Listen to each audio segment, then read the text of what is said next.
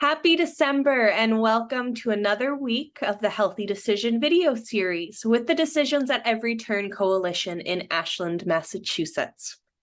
Today we will be discussing impaired driving in recognition of December's National Impaired Driving Prevention Month. We recognize December as National Impaired Driving Prevention Month because in December, during the holiday season, we see the highest frequency of impaired driving crashes and deaths in the United States. If you have been following along with these videos, you have seen that we've been talking about making healthy choices as a young person. We know that the choices you make, whether they be good or bad, can have lasting impacts on our growth and development, as well as the lives of people around you. Healthy decisions aren't always fun or the easiest choice to make. Making a healthy decision sometimes requires you to go against what's fun, what's popular, or what's trending at the moment. Despite the known dangers and risks of teen substance use, we still see drinking, marijuana use, vaping, and other glamorized substance use in the media. We see substance use-related commercials and advertisements daily of people running through fields of flowers smiling. We see the guys hanging on the couch throwing back a few beers. We see TV shows where teens are out of school, drinking, smoking, and vaping. But what these ads don't show, the fact that these people would have to get in the car after consuming these substances to drive home. Where is the advertisement displaying what could happen then? When I see these advertisements and TV shows, it worries me because there is nothing light or happy about substance use or impaired driving, especially when you are a teen. This use of media targets young people like yourselves to convince you that using these substances couldn't possibly put you at risk. The people they show are happy and carefree, but let me assure you that this is not an accurate picture of what substance use and impaired driving actually looks like. According to recent national data from the Substance Abuse and Mental Health Services Administration, also known as SAMHSA, about 1 out of every 14 car crashes last year involved a teen who was driving impaired. Impaired driving happens when someone operates a vehicle while under the influence of a substance like marijuana, alcohol, illicit drugs, even some prescribed or over-the-counter medicines. I sure hope I'm not catching anybody by surprise when I say that impaired driving is illegal and highly dangerous. This danger is not only to yourself, your health, and your overall well-being, but also the people around you.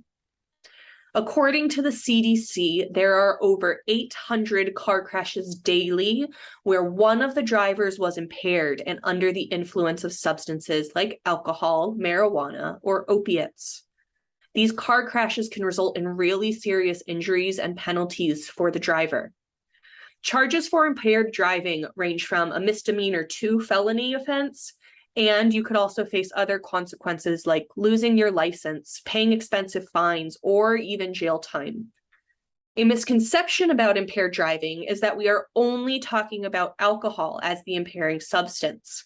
When you hear stories in the media about an impaired car crash, a lot of the time alcohol has been the impairing substance, but remember, alcohol is not the only substance that impairs your judgment and ability to operate a motor vehicle.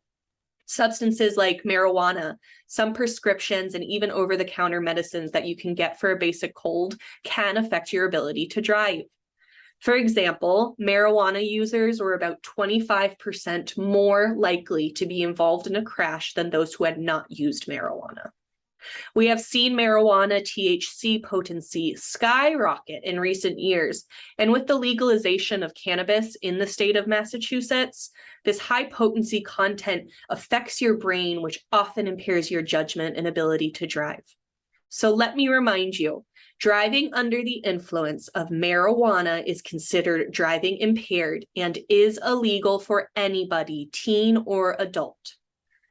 Teenagers, I know it is not always easiest to make the healthiest, safest choice, especially as our friends, family, or even the media might display dangerous or risky behaviors that don't match what we are told about healthy decision-making. What we see others doing is often how we form our own decisions, and those decisions can have big influences on how we make choices in high-intensity moments, like deciding whether or not to drive impaired yourself, or even getting in the car with a friend who might be impaired.